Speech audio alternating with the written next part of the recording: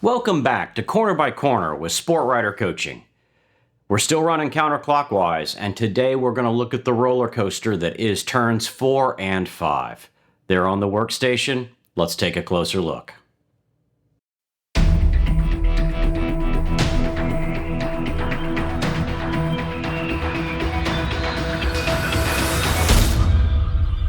Turns 4 and 5 at Eagles Canyon work together. They are part of a series including Turn 3 that's a fun ride to get right, and a great visual challenge too.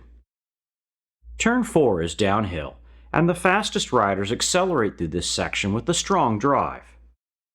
Turn 5 is a decreasing radius and uphill, loading the front tire just after turn-in. This load on the front tire makes the corner series possible at a faster pace than many riders realize, and it's one of the secrets to fast times in this section.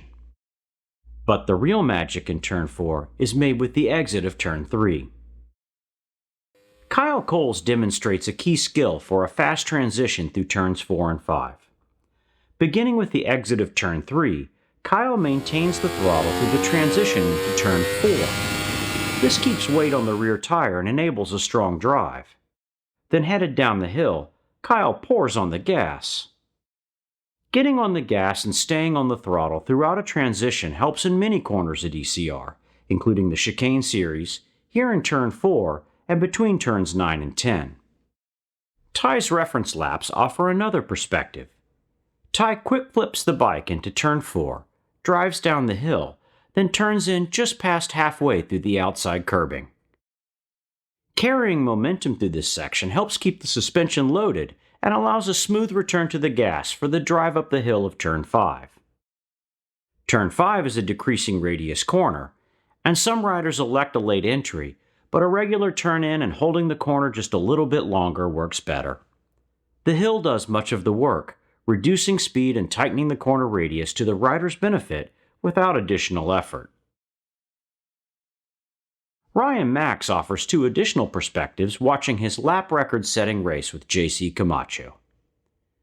Ryan elects a slightly more outside drive exiting Turn 3, favoring momentum over the setup for the drive down the hill of Turn 4. It's an alternate line choice we explored in the episode on Turn 3 in more detail, and it can work well, especially on smaller displacement machines.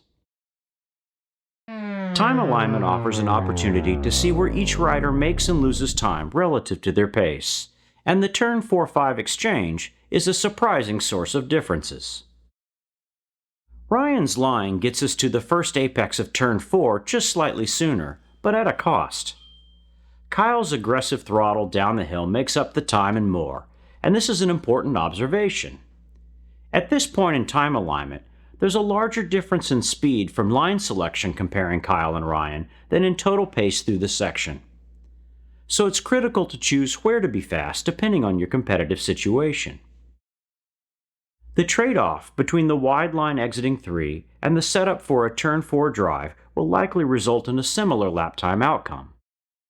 In short, where do you want to be fastest, and why? Ryan's corner speed is undeniable. Despite Kyle's advantage down the hill, Ryan has him beat into the entry of Turn 5. Almost a tenth of a second is made up between the turn-in for 5 and the apex. Ty's reference laps are at a significantly slower pace than Kyle or Ryan, but thanks to time alignment, we can compare them in terms of line choice, turn-in, and apex. Both Ty and Ryan use the entire track, and once past the Turn 4 turn-in, use nearly identical apexes and trajectory, even though the pace was seconds apart. The lesson is clear. The line is the line, and it's always the correct answer, at any pace. Turns 4 and 5 offer good overtaking opportunities too. Let's leverage what we've learned to set up safe and effective passes. Exiting Turn 3, a faster rider with a good drive can select Ryan's line and overtake as the opposing rider is setting up for the downhill drive in Turn 4. This is one of the better places at ECR for a more experienced rider on a smaller displacement machine to overtake a faster bike with a less experienced rider. Using a good setup for the drive down the hill in Turn 4, an overtaking rider can present themselves safely before Turn 5, effectively taking the line up the hill. It does slow the exit of 5 slightly, but performed correctly is a safe and clean pass in this section of the circuit, leveraging the moment when both riders are naturally drifting apart, creating an overtaking opportunity. If you like this kind of analysis, imagine having your own coach doing this for your ride, reviewing the video captured of your on-track session and working with you in the classroom to make your next ride better. If this kind of analysis appeals to you, consider joining us for a coaching day at Sport Rider Coaching. We'd love to have you at Eagles Canyon Raceway.